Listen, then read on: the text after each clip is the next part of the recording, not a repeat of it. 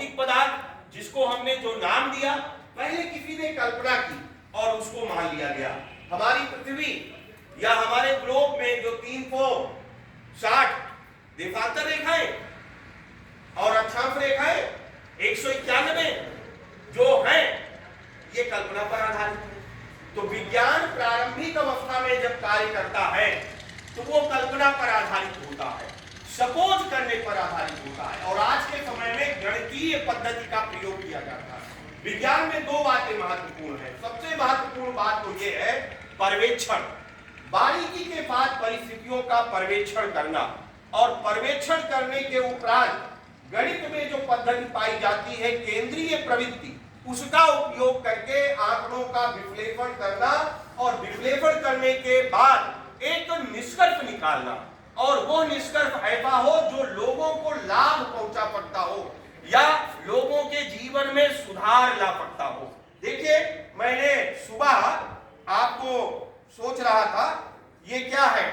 कागज की बनी हुई है नाव। आप कल्पना कर सकते हैं कि इस नाव ने भौगोलिक खोजों में कितना बड़ा योगदान दिया है। यूरोप के वो साहसिक नाविक जिन्होंने इस सिद्धांत पर कार्य किया कि खोजो और जीतो, नए नए भौगोलिक क्षेत्रों को खोजा जाए और उनको जीता जाए। ध्यान देने वाली बात यह है कि इस नौका ने पूरे विश्व को जानने और समझने में बहुत बड़ा योगदान दिया। यद्यपि हमारे देश में भी प्राचीन काल में नौकाएं बनाई जाती थीं, और दक्षिण भारत के शासकों राजा राम या चोल शासकों ने तो कंबोडिया, सुमात्रा, जावा, इंडोनेशिया तक में भारत के साम्राज्य को विकसित करने का प्रयत्न किया, सफलतापूर्वक प्रयत्न किया, और वहां पर भारतीय संस्कृति के अवशेष आज भी पाए जाते। लेकिन बीच में जब ये नौकाएं भारत में ये कहा जाने लगा कि समुद्री यात्रा करना धर्म के विरुद्ध है, तो हमारा ज्ञान और हमारी संस्कृति दोनों ही उत्कर्ष के बजाय पतन की ओर अग्रसर हुए।